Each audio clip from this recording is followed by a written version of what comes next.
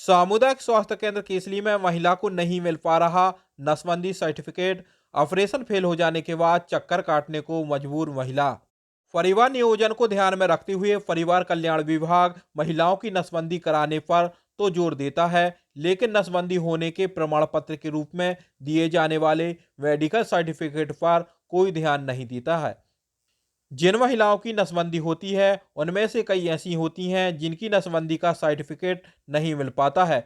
जब उनके नसबंदी ऑपरेशन फेल हो जाते हैं तो वह मुआवजा के क्लेम तक नहीं कर पाती हैं। इस तरह की समस्या सबसे ज़्यादा ग्रामीण क्षेत्र की महिलाओं के बीच सामने आ रही है। पीड़ित महिला ने बताया कि नसबंदी कराने के 2 वर्ष बाद भी मुझे कोई प्रमाण पत्र नहीं दिया गया है और मेरा नसबंदी ऑपरेशन फेल हो गया है।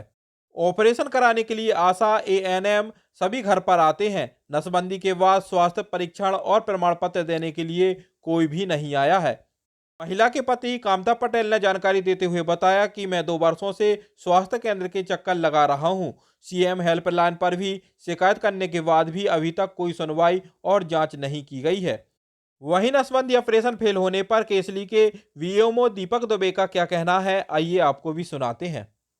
इतना चांस था, वो सही समय पे आया था। हमने उसको सलाह दी थी कि आप शासन की तरफ से निःशुल्क गर्भपात सेवाएं अपने अस्पताल में उपलब्ध हैं, हम वो उसको प्रदान करेंगे और करने के लिए हमने आश्वस्त भी किया था और उसके लिए सोनोग्राफी करने सरकारी अस्पताल जिला चिकित्सालय सागर भेजा था।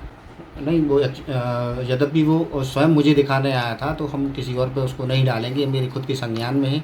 मैंने ही उसे भेजा था उसको जिला चिकित्सालय सोनोग्राफी करा के आने के लिए, जिससे हमें ये पता चले कि गर्भ कितने महीने का है। ये बात लगभग 3 से साढ़े 3 महीने पुरानी है। यदि आप उसको कहते कि 6 माह हो गए हैं, तो उस समय उसकी स्थिति थी कि हम अपनी केसली हॉस्पिटल में उसके गर्भ समापन कर सकते थे, पर वो दोबारा फिर पलट के नहीं आया। जैसे कि अब हम इसका गर्भ समापन नहीं चाहते हैं, हम बच्चा अब रखना चाहते हैं। कहाँ करवाया था? केसली में।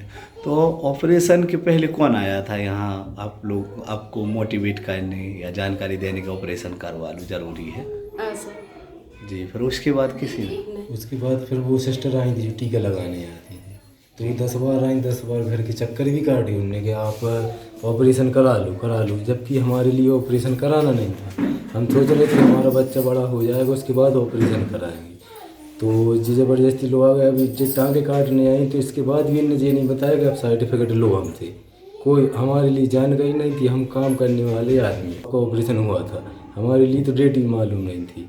उन्होंने बताया, फिर 181 पे शिकायत की तो बोलने लगे कि आप प्रमाण पत्र लेने नहीं आए।